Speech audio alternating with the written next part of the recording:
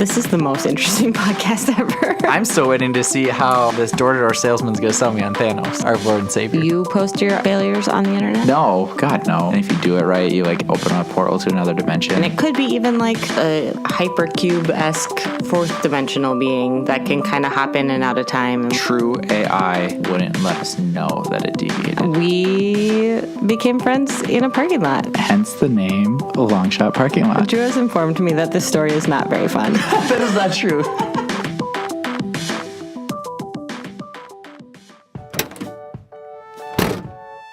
Hey, so we don't have a whole lot prepared this week, so we kind of are aiming in the direction of talking about time travel and doing an overall thing about that. But Long story short is we were going to talk about time travel today, but then both of us didn't do our homework. yeah, and also I feel like the last 20 years have been the homework of it, and so it's really hard to like concisely boil down like thoughts about something like that without having it organized. Right. Yeah, so I have some thoughts that I think we're going to talk about, but I think we can also just have a parking lot conversation. Yeah. So we're going to get a little meta this episode and just talk about what we're going to talk about, but also just have a parking lot conversation. Yeah. So. Because that's what we do. Yeah. Because obviously I could talk about Doctor Who forever. Right. And I could talk about, like, there's like Prisoner of Azkaban in Harry Potter is all about time travel and stuff like that. Yeah. But, that's knew not that. something that you would necessarily be interested in. I wrote down some shop talk things. Okay. One of them was positive affirmations. Because I'm just trying to be more positive in my life. Okay. Do you you want to exchange some? Or? No, I don't know. That I just wrote it down because I think you're way funnier than I am. I don't.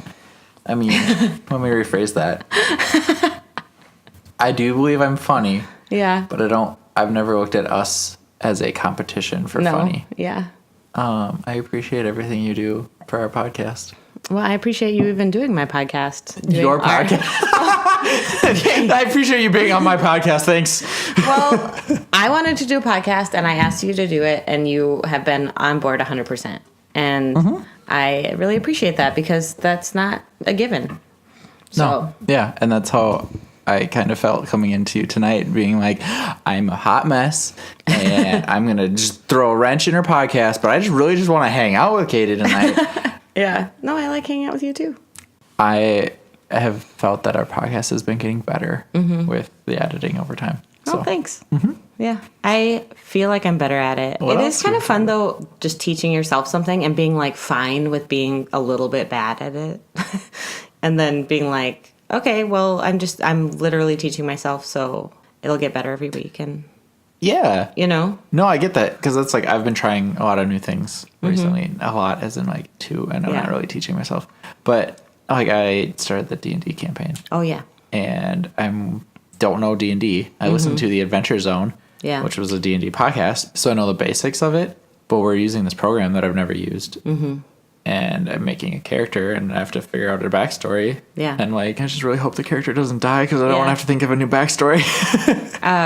Riverdale this season is doing a whole D&D storyline, and so it's, like, this not D&D story, and it's, like, kind of magically addictive, and gets people in all sorts of trouble. About the trying new things. So Karen Gillan has a movie coming out. She wrote, directed, and stars in a movie called The Party's Just Beginning. And one of the few national screenings is in Eden Prairie this weekend. It's at like the Eden Prairie AMC or whatever. Yeah. You know, I'm sure that her people booking just picked it. I don't know why it's not in like the Uptown Theater. But I'm seeing that. I got a ticket for Sunday. Nice. I'm kind of excited. That is exciting. Yeah. And I thought it was just going to be like a dumb party movie, but it sounds like it's actually going to be pretty good. I guess like you find out like in a bit that the friend she's hanging out with is actually kind of like her memory of her friend who committed suicide. And then it's like her kind of going crazy and dealing with the loss of that. Which... yank those heartstrings. Yeah. I was like, hey, I'm going to go support Karen Gillan. Yeah. And, you know, first time movie director, writer, might as well. Yeah. And it's in Minneapolis-ish. So, She had it on her Instagram, and I was like, Minneapolis? Hell yes, I'm going. Yeah. So. Dope. That'll be fun. Speaking of trying new things, I'm not trying. Well, I'm trying. No, I am trying. I've been writing down jokes that I think of. Nice. Because I want to maybe do an open mic. And I wrote one joke down because, like, most comedy isn't, like, internet jokes that you read. Like, most stand-up comedy is, like, stories that happen and people tell them funny. Yeah. So I, like, have been trying to think of those kinds of things. And I thought of one recently and I tweeted it. It was, like, 4 or 5 tweets. But in my head, it was a much longer joke because I had to, like, physically type it out. But then I was like, oh, this is actually a really short joke. But I've been, like, consciously writing jokes down and not just, like, half-assed tweeting them. Yeah. I don't know. I like it. I feel like it takes something to, like, just take a swing at it, you know? Right. I had this thought tonight, like 2 hours ago. Yeah. About consciousness. Okay. When you think of yourself, do you feel like your thoughts are inside your body? Yes. Okay. Do you? No. Oh, okay. I constantly feel like I'm having an out-of-body experience. I just had a weird memory. I used to be able to disconnect from my body. Okay. When I was a kid, I had a very specific feeling, and when I felt the feeling come on, I used to, like, think about being somewhere else, and I could, like, look at myself from there. Yeah. I love that feeling. I as I grew up, I tried to do it, and I lost the ability to do it. I can't always control when it happens. So 2 separate things, my consciousness out-of-body experience versus this out-of-body experience. Yeah. I can control my consciousness one, kind of. Yeah. Kind of. The one you're talking about that I feel similar to, where it's like I have this weird tingly feeling in my body. Yeah. I can't control when it happens, but when it does happen, I soak it in because I like that feeling. I think I do too. I was young. Like, okay. I remember being, probably under 10. Okay. So when I stopped being able to. It's like a feeling, it's like a loss of control. And I don't like that. I always like to be in control of my actions. Yeah. One of the more recent ways I feel it is at work when IT, like, bomb guards into my computer or, like, takes over. Oh, yeah. I get this feeling of, like, it's like a loss of control. Like, this is my computer. Yeah. I should be the one controlling it, but I'm not. Like, I get that tingly feeling. Yeah. But also, like, at the doctor's office or, like, you know, like at an appointment kind of thing, I would get that feeling. Yeah. Those are the only 2 I can think of where I would have that out-of-body tingling that I really like. Interesting. See, I view it as like I think it was anxiety I was feeling, or even like sadness or nostalgia. And I didn't particularly, it was like a feeling in my gut that I didn't really like. And I always felt like when I was disconnecting, I was going to the same, it felt like a shelf in a dark room that I was like curled up on. Okay. Yeah. That doesn't sound like fun. It wasn't bad. I think I would try to do it. Like it felt like it was like comforting almost? Kinda. Or just like let me try this fun thing that I know how to do. You know?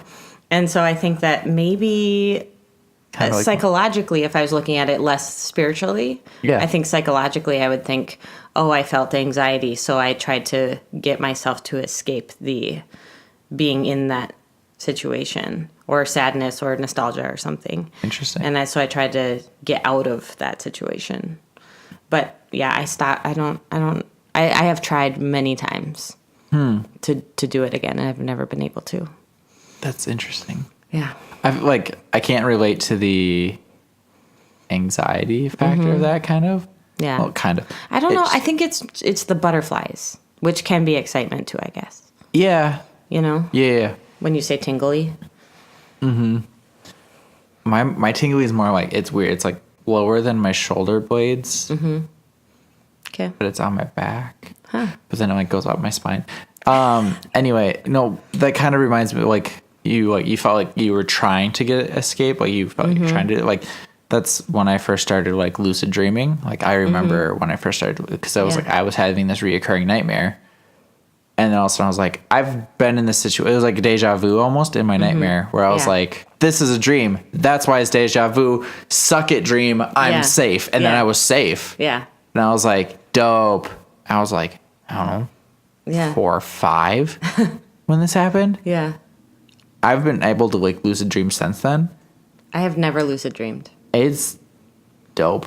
It's dope. And then there are times where you realize it's a dream, but then you can't get out of it. Yeah. And things don't go as you want them to do, and that's terrifying.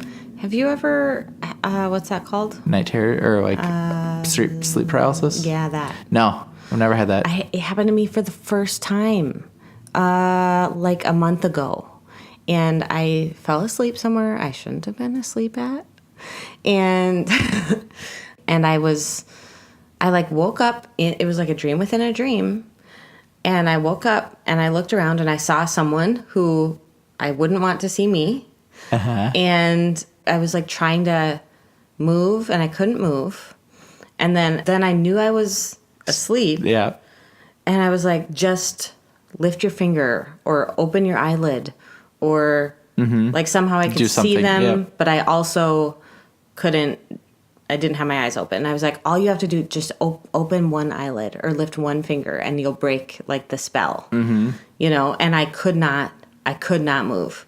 And I was starting to panic because I was like, what if I don't know what to do? Like, and then finally I did. I just lifted one finger and the whole thing, it was like the shell broke off of me. And I sat up and the person wasn't there. Nice. And like, and I was like, it was one of the scariest things that's ever happened to me. No, so I've never had sleep paralysis, but I've had like that temporary kind of like when I played football, I got a concussion and like I got hit and I can distinctly remember seeing the shoulder pad like coming to my face. I shut my eyes because that's what you do when you get hit in the face. Yep. I mean, I had my helmet on, but whatever.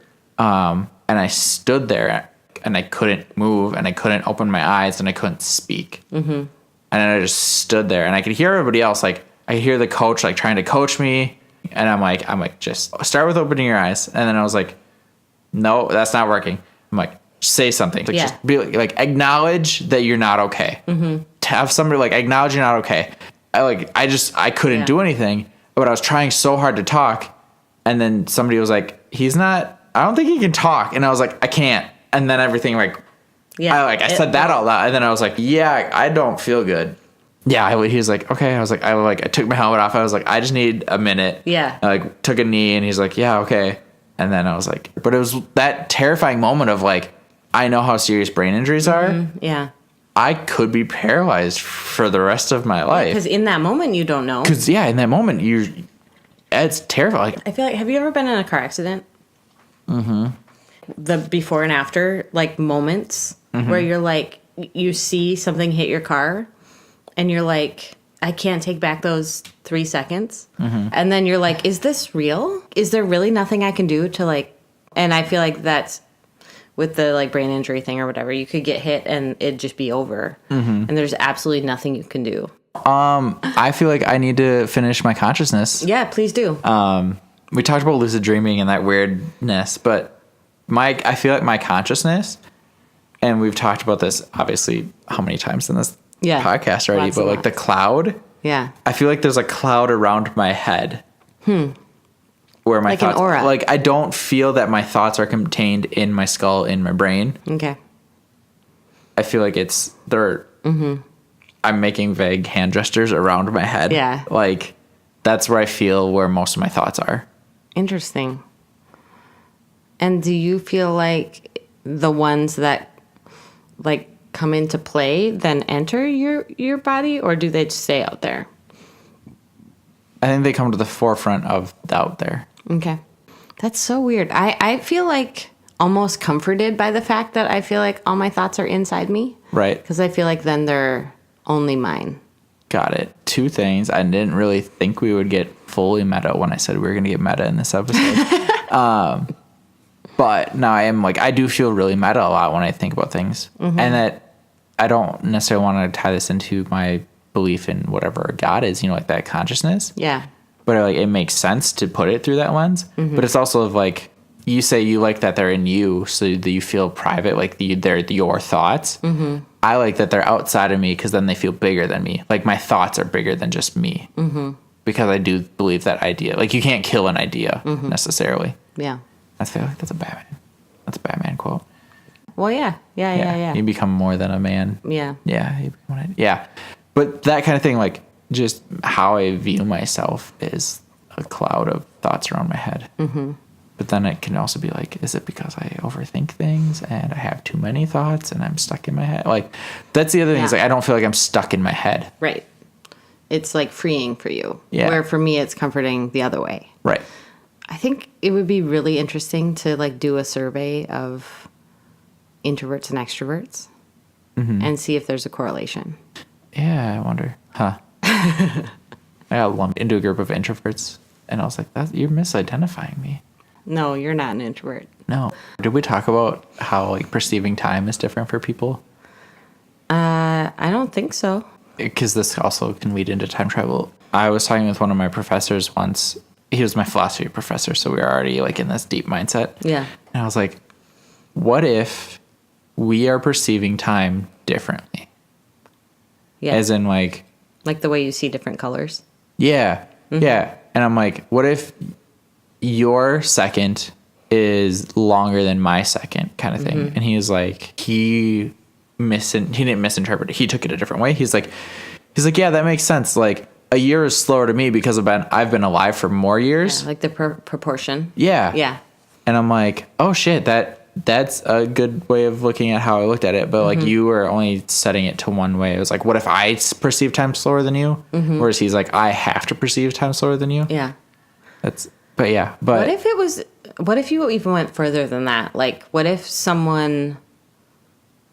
it's normal for me to like just pop in and out at different points and that's just how life works, Or like, what if I'm moving kind of diagonal in time but to me it's normal, Yeah. And it feels linear to me because it's my line. Right. Right. And like, we just almost wouldn't know.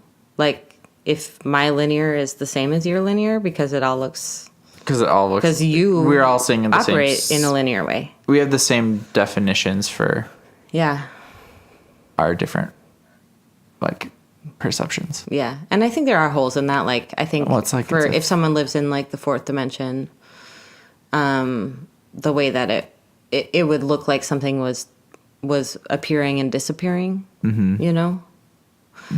So which I think could be a version of what people think ghosts are. But it's also how like maybe quantum physics work. Like a particle will go from point A to point B without traveling the distance in between. And one theory is that the particle pops in and out of the fourth dimension. So like using the fourth dimension, it looks like it just, went from one side to the other, but really it just traveled that space somewhere else. Right. That's like we're going to talk about time travel next time, obviously, but I wrote down like space time because I want to talk about that. But that just reminds me of like wormholes. Like instead of you go in one side, come out, it's like, what if you just like the fourth dimension allows you to fold time. The most common like cliche trope in all of science fiction. Yeah. Where you talk about the folded paper and the pencil through the middle. Yeah, and then you pull it out, and then the circle in 3 dimensions is a sphere, and it's interstellar. Yeah. I got Contact at Goodwill the other day, and I really want to watch it again. Which one? With Jodie Foster, Contact. She goes through a wormhole, and I remember watching it a long time ago, but I don't really remember the story. I don't know if I've seen it. Well, we should watch it. Okay. Have you seen Arrival? Yes. That's like, I was going to rewatch that. Yeah. I don't know how rewatchable it is. That's why I want to rewatch it at least once. Yeah. I thought it was gorgeous, and I loved the, like, where is this going? And then you're like, oh, that's where it's going. Okay. And I love Amy Adams. She's great. She's so great. Oh, so we had kind of talked about the moment you get hit, right? And then the part of you that's like it's almost like you negotiate with like the universe where you're like, but can't you just go back 3 seconds? You know? Right. And I have done that several times. Like, yeah, like if you get in an accident or you hurt yourself or you lose something or drop something that you didn't want to lose or drop, you know, or you say something shitty to somebody and you're like, but I mean, that's not what I mean. Yeah. And you can, I can go back, right? Like, I'm pretty sure I threw away my spare set of car keys when I moved. Yeah. Like, motherfucker. Always check things twice. But you were like, no, it doesn't matter. I don't want to look at it because if it's in this, it doesn't matter. Mm-hmm. Like, I haven't looked at this bag in 2 months. And I'm like, but I'm still holding out hope that I find them. Yeah. But if you knew they were there, I feel like there's part of us that does that negotiation of like, but can't I just not have done that? Mm-hmm. You know?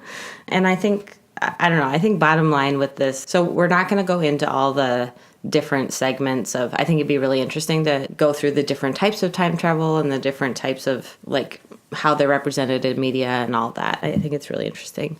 But what the overarching question that I find interesting in all of this is, why do we care? Why does the human race want to time travel? And like, how is it part of so much of our stories and literature, and not just time traveling, but also just knowing the future, and like prophecy is a thing, and like, what is it about this thing that just is not at all part of reality that we just so want it to be true, and like fantasize about it being true? Like, nobody on the planet, I don't think, hasn't thought about what would you go back and change. Like, regret, yeah. You know? And like, why do we even think, why is that a concept? Why is it important? Why do we care? Mm-hmm.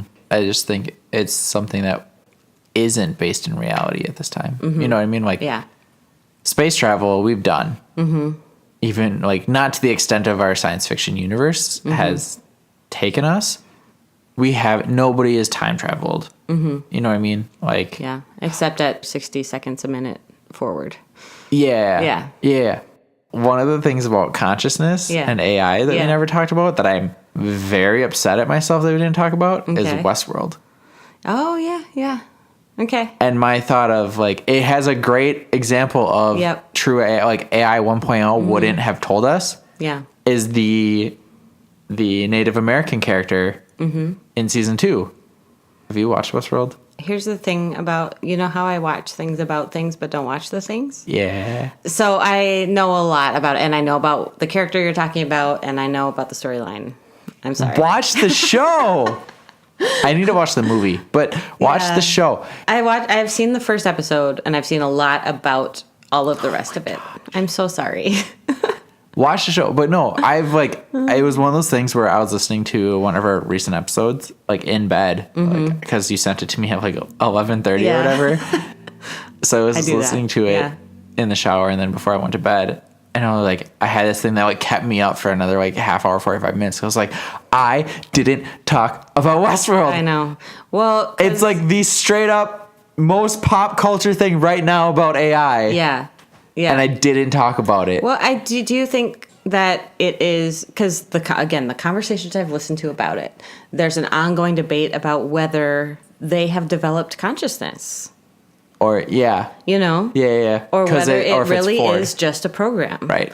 And maybe a broken program, or a reprogram, or a rewrite of a program. And that's something we can talk about. Yeah. But I do believe that they have found it. Mm-hmm.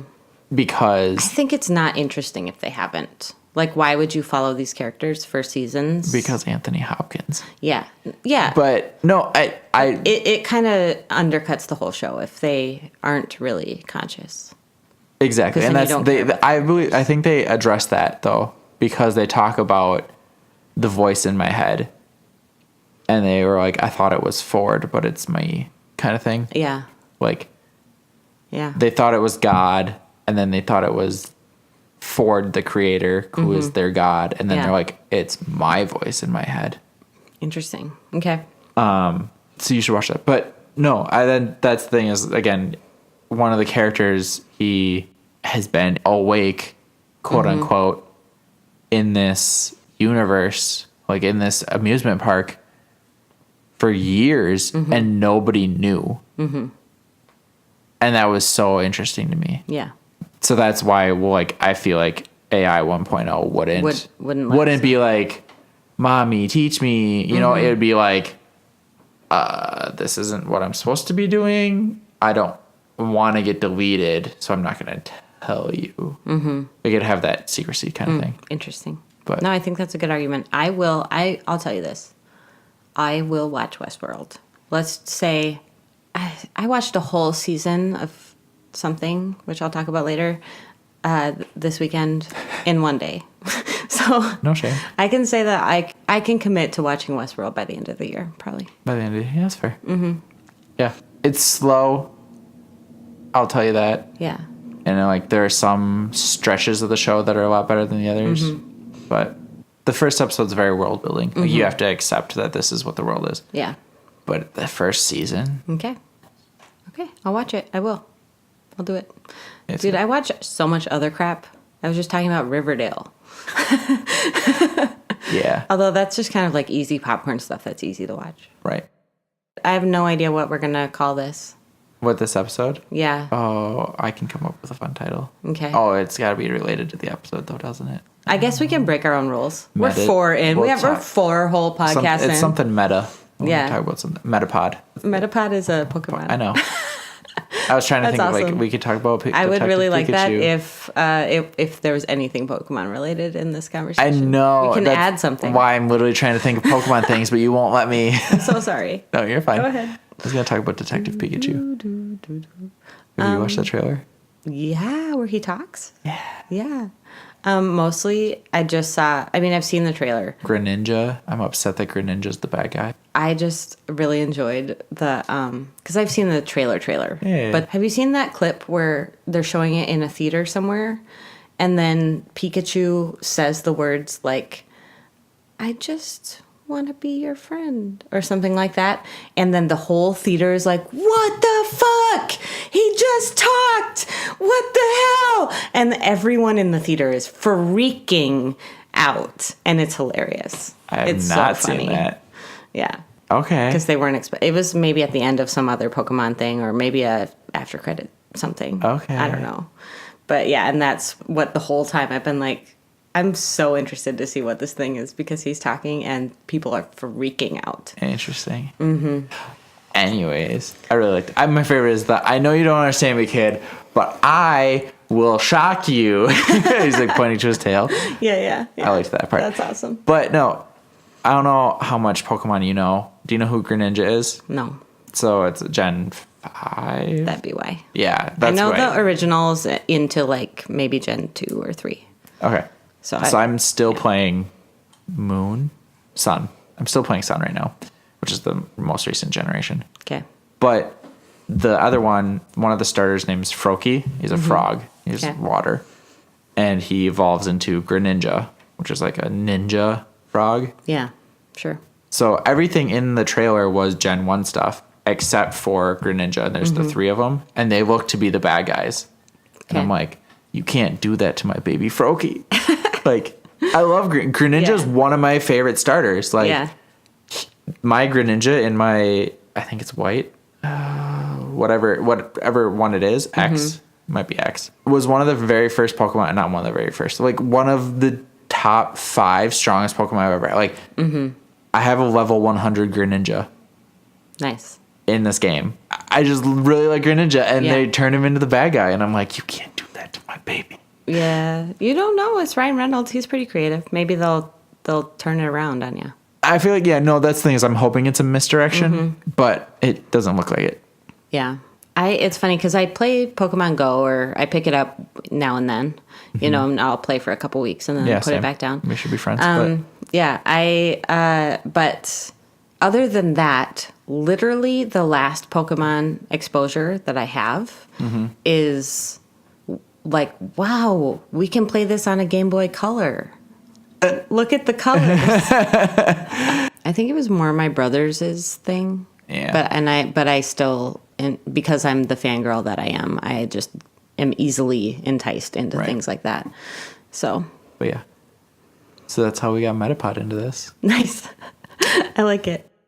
Okay, so we're probably not going to do any more time travel stuff. Today. No.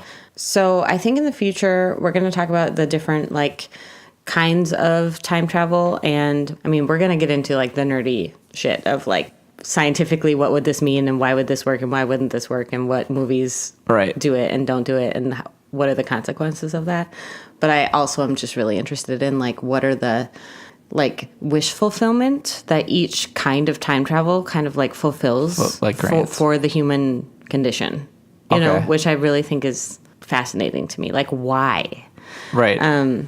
So I think we can talk about that in the future. I don't know that it'll be next time it's December, and we'll see how this month goes. Yeah. It's something that we're going to be thinking about, and I think we would like your input if you want to email us or Insta or tweet us.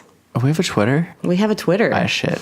No, but speaking of, like, if people want, everybody that listens wants to, we're going to talk about, I mean, not necessarily in this order, but like Terminator, Looper, kind of, because you haven't seen it. I haven't seen it, but I can watch it. I have it. I can let you borrow it. So Terminator, Looper, Doctor Who, obviously, Back to the Future, and I think there's one more.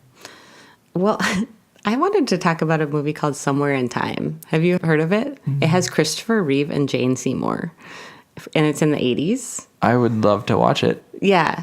So I don't know if I own it, but I really want to. I might buy it. But he's a young guy in the 90s, right? Because it's Christopher Reeve, or maybe in the 80s. And an old woman comes up to him and is like, come back to me. And he figures out how to basically time travel back to her, like using his mind. Okay, yeah, I need to watch this. Yeah. So, and then, he finds this old hotel, and Christopher Plummer is in it. He's like the villain in the movie. He's Captain Von Trapp in Sound of Music. But he's also, like, now a very old man, but a very established actor, in Hollywood. Still making movies and stuff. So I wanted to talk about that because I like the alternate, almost non-sci-fi, like the psychological time travel. Yeah. So, like, basically like Butterfly Effect, he gets all the clothes and the money, and he goes in the hotel, and then he, like, gets in his mind, and then he wakes up and he's back in the 1920 or whatever. Interesting. Mm-hmm. So, and they're, they're the love interest is Christopher Reeve and Jane Seymour. Yeah. It's really fun. And also kind of depressing, but I like it. Okay. So, yeah, we're going to talk about those sometime if you guys Back to the Future and all that, want to talk about that. Or if you have suggestions of ones that you want us to watch or that you want to talk about, we'd love to hear from you. I need to watch About Time, too. I don't think I've seen that. It's a love one. Cool. But anyway. Well, I feel like that brings in the Interstellar quote. Yeah. About how, like, love is the only thing that transcends time. Yeah. And I really like that. I do, too. Mm-hmm. So I might watch that. But either way, we have homework to do if you guys want to suggest things. Yeah. Let us know. I think we can probably post maybe, like, when I'm watching Looper, I'll tweet about it and let you know, and maybe you can watch it with me or something. Not you, Drew, but our audience. Yeah, got it. I'll fill you in on how it goes. Yeah. So let's go into our kind of weekly segment of Goodish, Mediocre-ish, Baddish. Yeah. Goodish, Mediocre-ish, Baddish. Nailed it. Yeah. So I don't have a lot because I just had one big one that I really enjoyed. So do you have things you want to talk about? Yeah. So I don't have a baddish that I can think of. I mean, like, I've been trying new podcasts, but I've been trying so many that I don't remember what ones they are because they aren't good. Mm-hmm. So, like, that's how we talked about this briefly last time. Like, we don't have a lot of baddish because if something's bad, I don't waste my time. Or I will turn it off and not finish. Right. Yeah. I've got 1, 2, 3 goodish things to talk about, and one mediocre-ish thing that I think you will think is a goodish. Okay, great. But yeah, I listened to one episode of Nike's new podcast called The Phenom Effect. Huh. Okay. And it's about like female athletes that have like that extra struggle of being a female. Mm-hmm. I listened to the Abby Wambach one. I love her. Yeah, she's really great, and it was a really cool episode of being like her journey on the U.S. Women's National Team. Did she talk about her wife? No, it's I knew about her wife before I knew about her because Gotcha. her wife was previously a Christian mommy blogger. Yeah. Yeah. So no, it's mostly sports related. Mm-hmm. So it was a lot about how leadership on the field translates to having to be a leader off the field too. Mm-hmm. And it's like her story about like when I got into soccer, Abby was a leader, like she was a legend, like U.S. Women's National Team. What legend? I mean, I don't know that anyone will ever forget. I mean, they're not together anymore, but that moment when she runs off the field and goes and kisses her girlfriend when they won the World Series or the World Series. Oh my gosh, I'm so sorry. The World Cup. Oh no. Abby, I love you. I'm sorry. The World Cup. And I played soccer for 10 years. Right. I do know these things. I'm so sorry. Yeah. No, but it was like listening to that side that I genuinely didn't have any history of, like her, like, and Mia Hamm, who I knew was a legend. Yeah. Mostly I know that from Sega. Yeah. But it was really cool to be like, she learned stuff from Mia Hamm and then had to be the leader off the field with the like whole World Cup thing about playing on artificial turf. Yeah. And how sexist that is and bullshit. Yeah. And she went to this meeting with the like vice president of FIFA at the time or whatever his title was. And he opened the conversation with, you're playing on turf. I'm going to hear what other like concerns you have. Mm-hmm. It was like just straight out the bat. Like she went there to talk about how turf was a shitty idea. Yeah. And he's just like, you're playing on turf. What else do you want to talk about? Yeah. And they like filed a lawsuit and all this stuff. But it was just like how you have to be a leader off the field on that. And I thought that was really cool. She even now, because I follow her on Instagram because she married a person I know. I actually 2 degrees. I know a person who does know her. Okay. But anyway, she like does this thing where she's like, okay, I'm going to go run for an hour. I'm not really feeling it today. I'll let you know how it goes. And she does like Instagram videos, you know? Yeah. And then she's like, how about you? What are you doing today? You know? And it's like a kind of a neat, like... Abby does this? Abby does, yeah. Don't follow her. But yeah, it talks about how she's like a retiree now and has arthritis and all these like things from being a professional athlete that nobody thinks about. But then the next couple episodes are like other female athletes and their struggles that they have to overcome to become amazing at their profession. Yeah.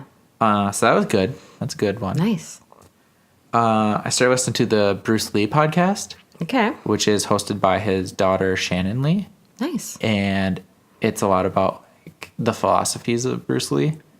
So like one of the first, like the second episode is like, be water, my friend. You know, like, cause that's like one of his famous quotes. And the one I'm listening to today that I was planning on listening to in the car before you let me in, was about like failure and success and like goals.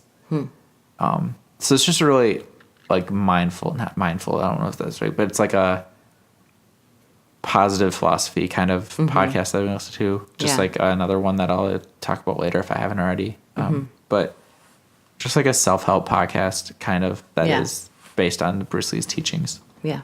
So that's good. I really like that so far. I've only listened to like 4 or 5 episodes. So that's good. I've been not rewatching. I'm trying to catch up on Brooklyn Nine-Nine. Okay. Have you watched that at all? I have not. It doesn't really seem like my jam. It's funny. It's really funny, but it's very quick jokes here and there. Like the entire episode has like a little plot. It's a sitcom. And there's little funny things here, but it's one of those ones where it's like I don't have to invest a lot of mental capacity into. Yeah. It's just like one of those shows. But it's really funny. Yeah. Andy Samberg's really great. Yeah.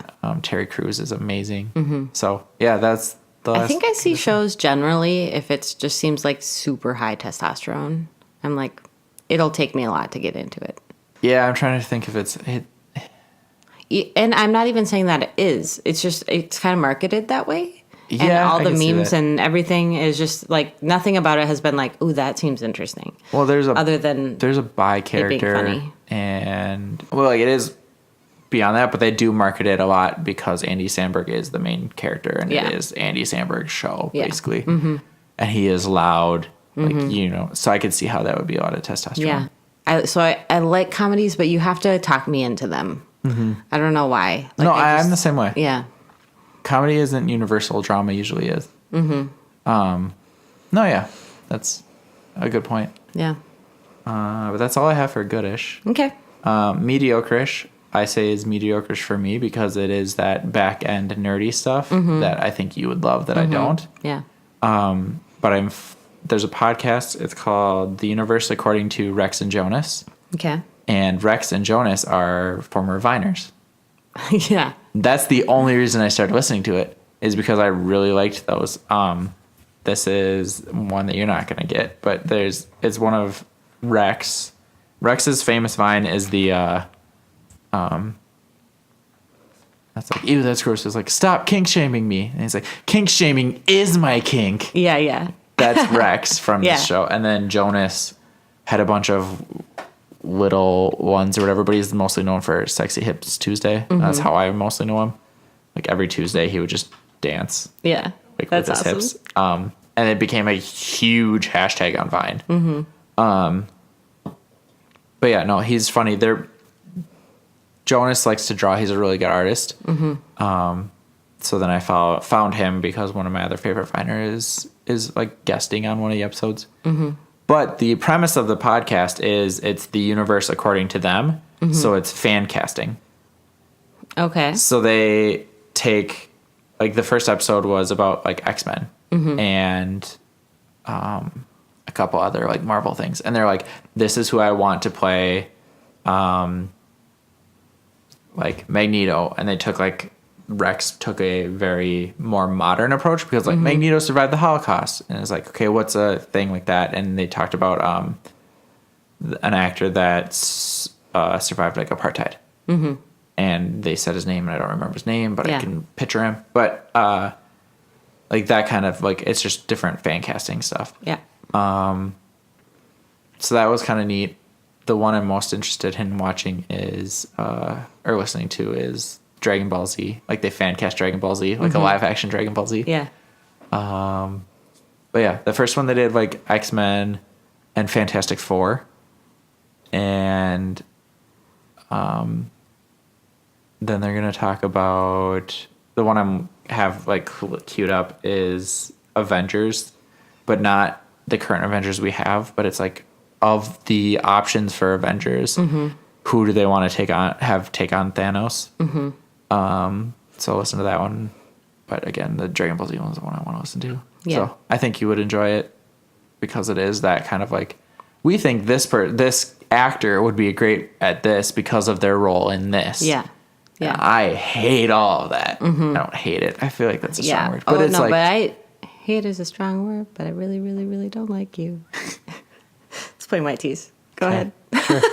But I listen to like, I really like Screen Junkies, which is a YouTube kind of thing.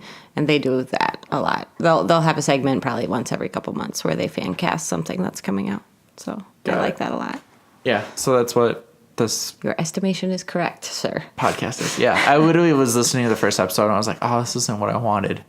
Katie's going to love it. So yeah, I would recommend that to you. Yeah, I wrote it down. It's only mediocre to me. I don't have anything bad, but there is one goodish, truly goodish thing that I've been watching. It's Become Elite on YouTube, and it's following a professional soccer player, Matt Sheldon, who his highest level has been USL, which is second division.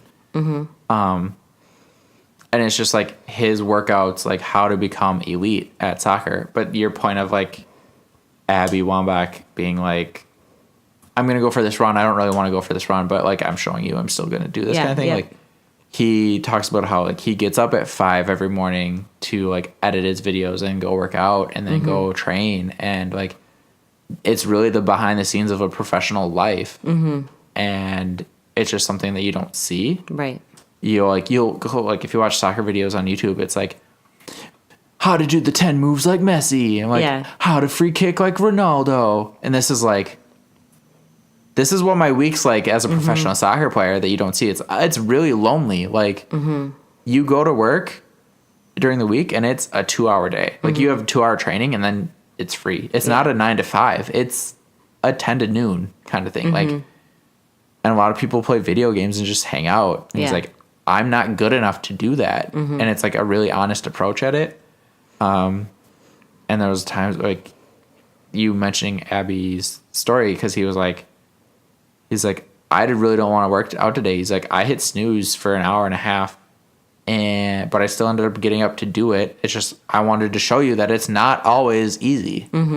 And I think that's really interesting, even though I'm like never going to be a professional soccer player. Like, I don't know why I'm watching. I'm just really invested in this guy's story. And it's like building those good habits kind of thing, I guess. But yeah. So I'm going to go into mine. I think right now I have a goodish that is better than good-ish. Greatish. So it's greatish and or like pretty darn good. I think that's a good Minnesota. Pretty darn good. Pretty darn good. And down to, I don't think there's anything here that's baddish.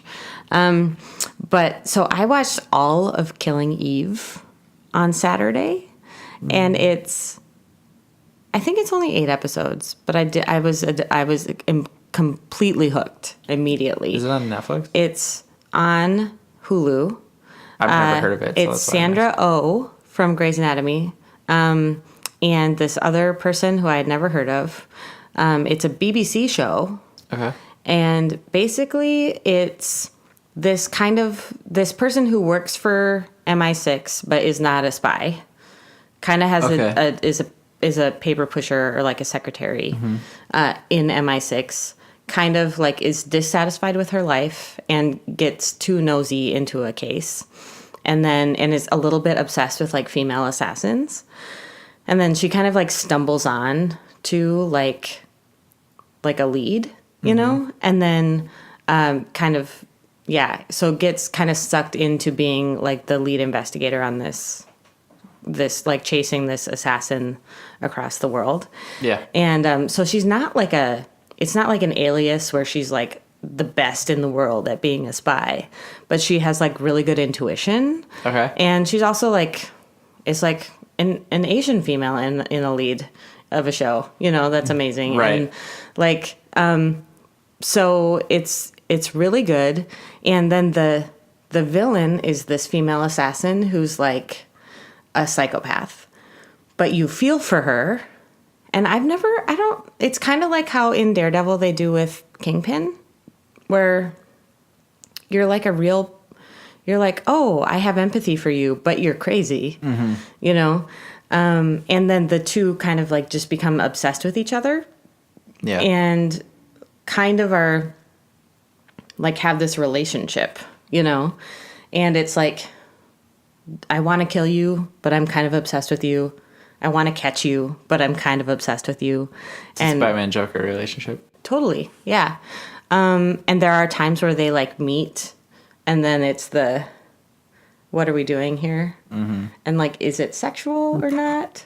Yeah. You know, and you don't even really know, and you don't know if they really know. And so it was so much fun. I really liked it. And it's fun watching someone who's not necessarily like the biggest, baddest spy, but is like really good because they're just naturally good at like seeing and understanding things, but are also kind of a mess. So I had a really good time. I really liked it. So that was like the big major thing that I watched this week. The other stuff, again, like I do like my weekly thing. I binged to get caught up on Riverdale, which that's going to be probably my mediocre-ish. I'm not going to say it's good, you guys. Like season 2 particularly was not good. Yeah. And then season 3 might be interesting. We'll see. But what I just like, it's candy. You know, it's like watching, I don't know. I was going to compare it to The OC, but I actually really love The OC. But it just is like kind of like juicy and delicious and dramatic and crazy and stupid, and I don't know. I like it. And so Riverdale's going to be my mediocre-ish. Sorry, this is just not in order at all. We had the penultimate episode of Doctor Who this week. So when we first started our podcast, you guys didn't hear it yet, but the first thing we ever recorded was a review of the premiere of Doctor Who, and it's now at the end of the season. And it was, again, crazy and weird. Like, okay. They were in Norway, which, first of all, the first thing I thought was, that's Norway? Like, that's where I'm from. I need to go there. It was so pretty. There were fjords.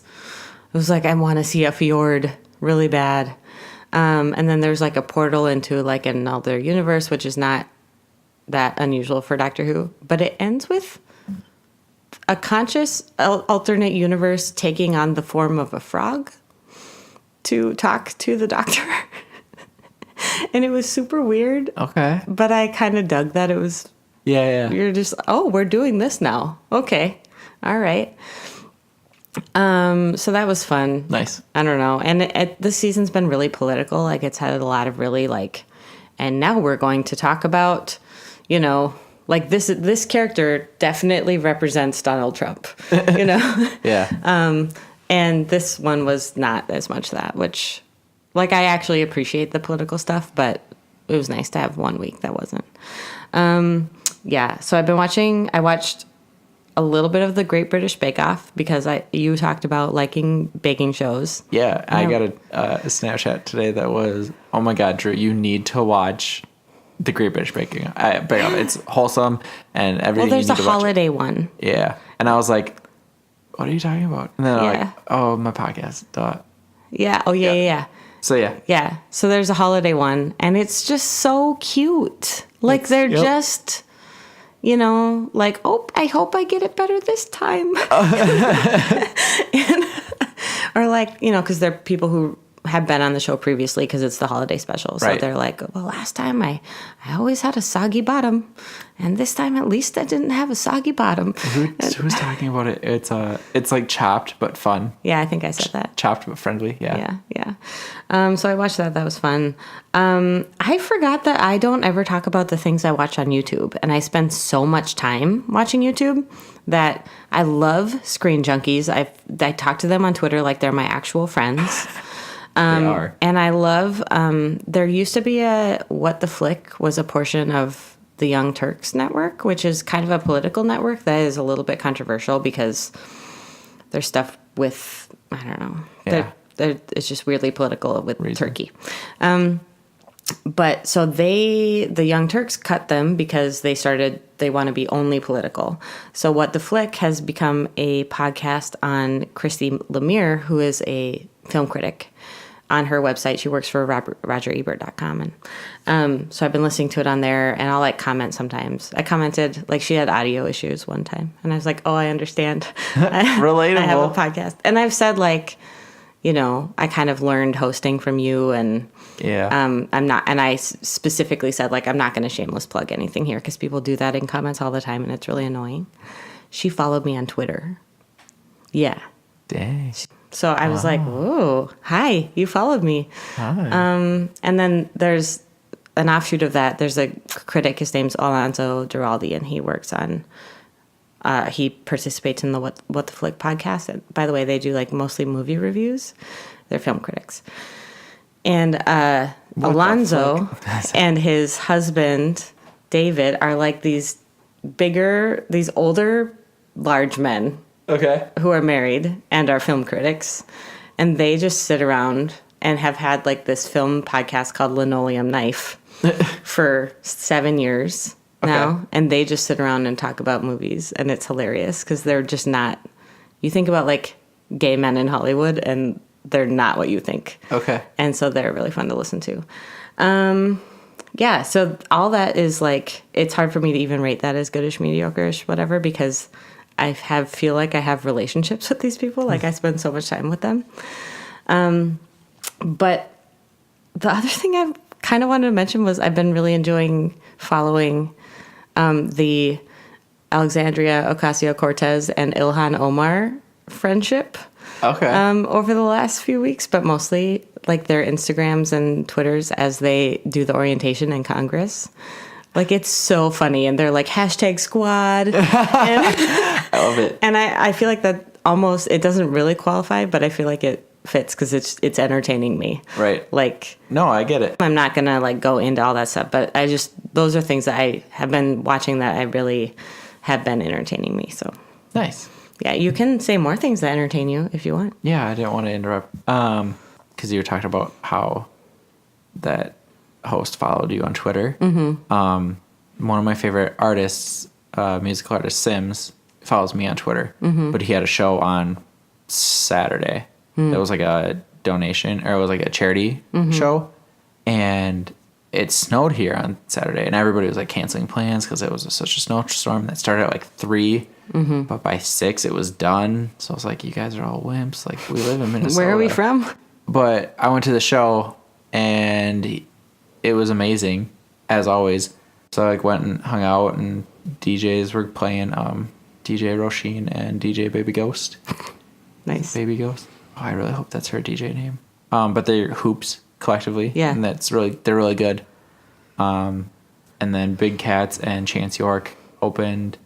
And then Air Credits, which is Show You Suck, and DJ Steve is also the Hood Internet. They're from Chicago, but then they also have a joint album with Sims called Artera Verite. Okay. And that was really good. And then Sims did a solo set, but during one of his songs, he's just like, no, we got to start this over. This isn't how you do it. And then he got into the crowd, and I was like one of the first people there, so I was in the front row. Yeah. And I felt uncomfortable because nobody else was like up against the stage. They were all like 3 feet back. I was like, what the hell?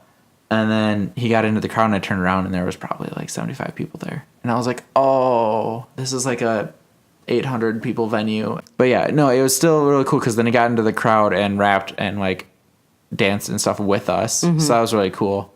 I like it. Neat. Awesome. Okay. So I think that's it. This is a nice light one after 2 weeks of heavy. Yeah.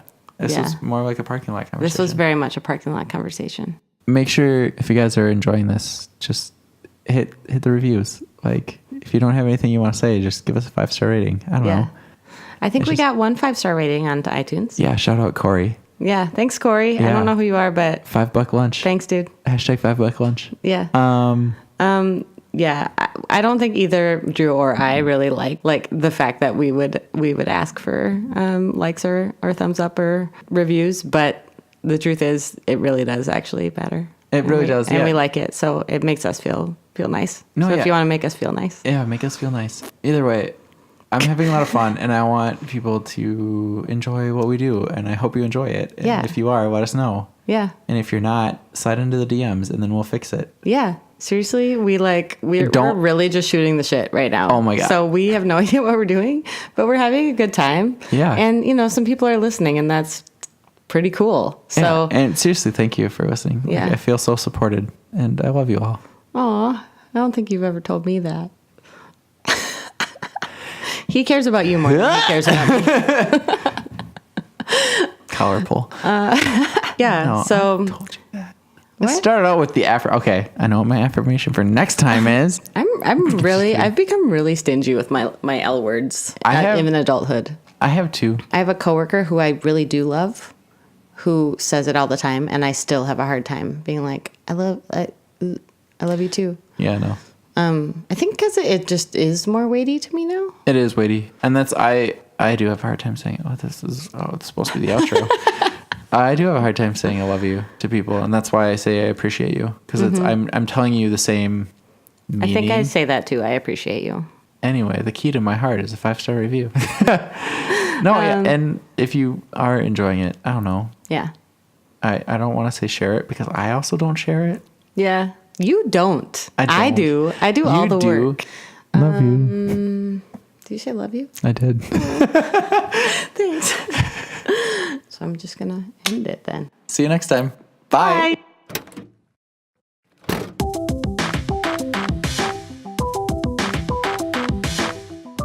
Thanks for listening to the Long Shot Parking Lot. You can listen to us wherever you get your podcasts, including iTunes, Podbean, and now Spotify. You can also follow us on Instagram and Twitter. If there are any topics you'd like to discuss, please email us at longshotparkinglot@gmail.com.